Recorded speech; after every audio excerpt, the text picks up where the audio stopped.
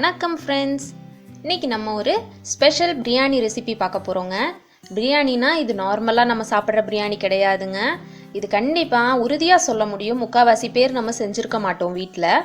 இது நம்ம ஆட்டுக்கால் பாயா பிரியாணி இன்னைக்கு செய்ய போகிறோங்க. ரொம்ப டேஸ்ட்டாக வந்துச்சு. கண்டிப்பாக எல்லாரும் வீட்டில் ட்ரை பண்ணி பாருங்கள். இதுக்கு இந்த மாதிரி ஆட்டுக்கால் கடையில் கிடைக்குங்க. ஒரு சில கடைகளில் கருக்கி தருவாங்க, ஒரு சில கடைகளில் கொடுக்க மாட்டாங்க. நீங்கள் வாங்கிட்டு வீட்டில் அடுப்பில் காமிச்சு நல்லா கருக்கி வச்சுட்டிங்கன்னா 6 மாதம் ஆனாலும் எதுவுமே ஆகாதுங்க. அப்படியே வச்சுருக்கலாம் நீங்கள். நாங்கள் இது கருக்கி வச்சுருக்கிற ஆட்டுக்கால். இதை நம்ம இன்னைக்கு இது யூஸ் பண்ணி பிரியாணி செய்ய போகிறோங்க. ரொம்ப டேஸ்ட்டாக இருக்கும். நீங்கள் நார்மலாக சாப்பிட்ற பிரியாணிலிருந்து ரொம்பவே டிஃப்ரெண்ட்டாக இருக்குங்க. இது எப்படி செய்கிறதுன்னு பார்க்கலாமாங்க. பூண்டு பெரிய பல்லாக இருந்தால் ஒரு 15 பல் எடுத்துக்கோங்க. சின்ன சின்னதாக இருந்தால் ஒரு 20லேருந்து 25 பல் எடுத்துக்கோங்க. அதை உரிச்சு வச்சுக்கிறோம். இஞ்சியை சின்ன சின்னதாக நறுக்கி வச்சுக்கிறோங்க.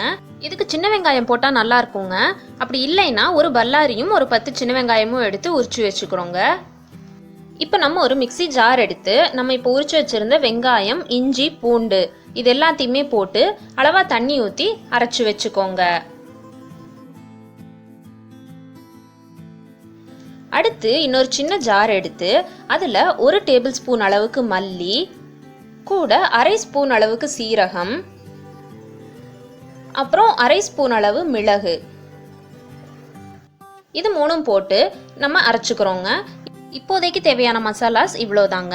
இப்போ அடுத்து நம்ம ஆட்டுக்காலை க்ளீன் பண்ண போகிறோம். எப்படின்னு பார்க்கலாம் வாங்க.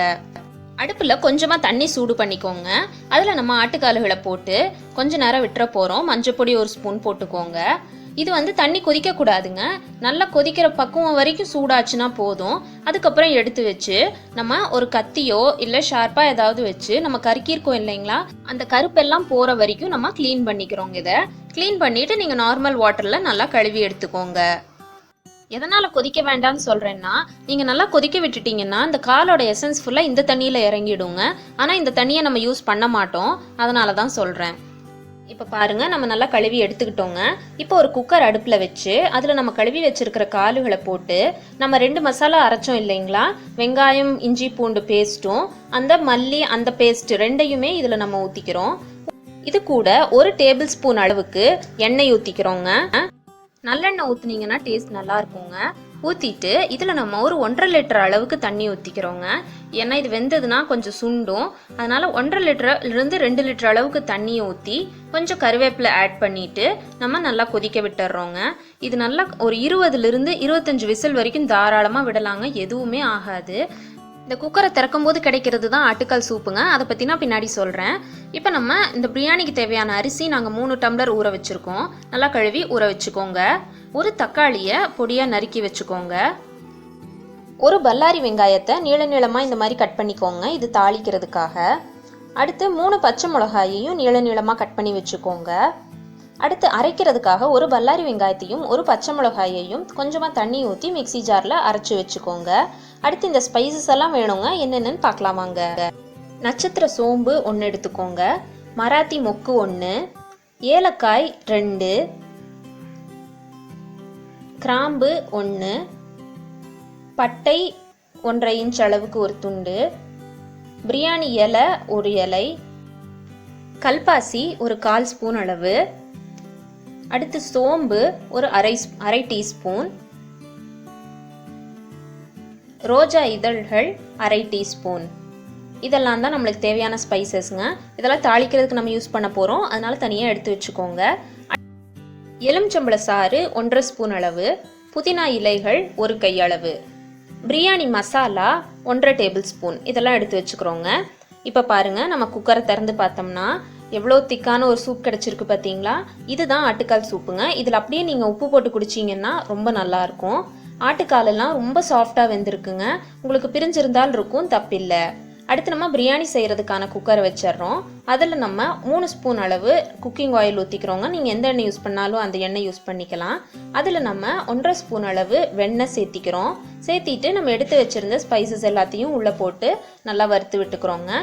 இது கருகாத அளவுக்கு நீங்கள் பார்த்துக்கோங்க. அடுப்பு ஒரு மீடியம் ஃப்ளேம்லேயே வச்சுக்கோங்க. இப்போ நம்ம வெட்டி வச்சுருந்த வெங்காயத்தையும் சேர்த்திக்கிறோம். ரொம்ப ப்ரௌனாக வேண்டியதில்லை, சாஃப்ட் ஆச்சுன்னா போதும். அந்த அளவுக்கு நம்ம தாளித்து விட்டுட்டு நம்ம பச்சை மிளகாயை சேர்த்திக்கிறோம். இப்போ வெங்காயம் சாஃப்ட் ஆயிடுச்சுங்க. இதில் நம்ம வெட்டி வச்சுருந்த தக்காளியை சேர்த்திக்கிறோம்.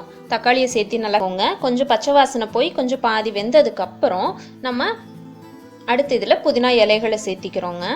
நல்லா கலக்கி விட்டுக்கோங்க.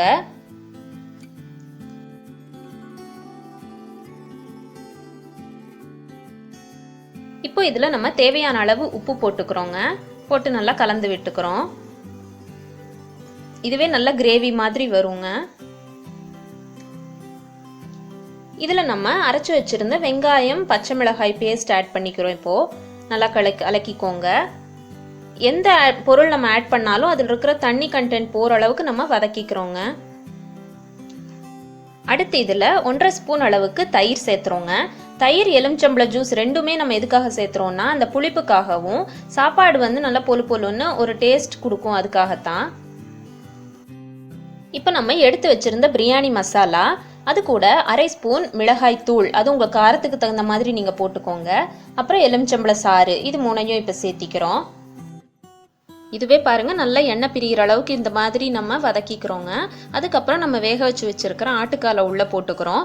போட்டு அதில் மசாலா படுற அளவுக்கு நல்லா கலந்து விட்டுக்கோங்க. அடுத்து நம்ம சேர்த்த போகிறது தான் இந்த பிரியாணி டேஸ்ட்டோட சீக்ரெட் இன்க்ரீடியண்ட்டுங்க.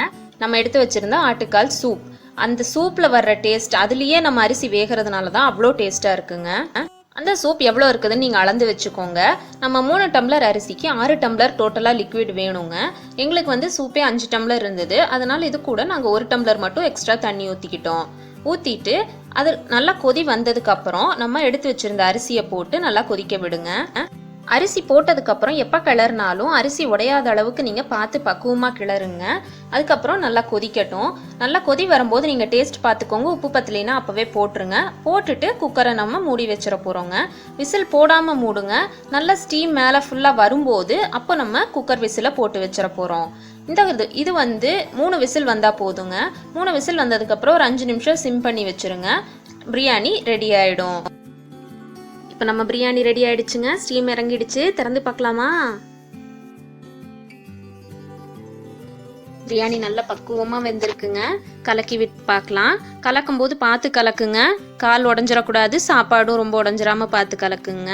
நாங்கள் நார்மலாக வீட்டில் நம்ம சாப்பாட்டுக்கு யூஸ் பண்ணுற அரிசி தான் யூஸ் பண்ணியிருக்கோம். நீங்கள் வேணும்னா சீரக சம்பா இல்லைன்னா பாஸ்மதி அரிசி யூஸ் பண்ணிக்கலாம். கண்டிப்பாக செஞ்சு பாருங்கள். வீட்டில் எப்படி இருந்ததுன்னு எங்கள் கூட ஷேர் பண்ணிக்கோங்க. நெக்ஸ்ட் வீடியோவில் பார்க்கலாங்க. Bye friends. Take care.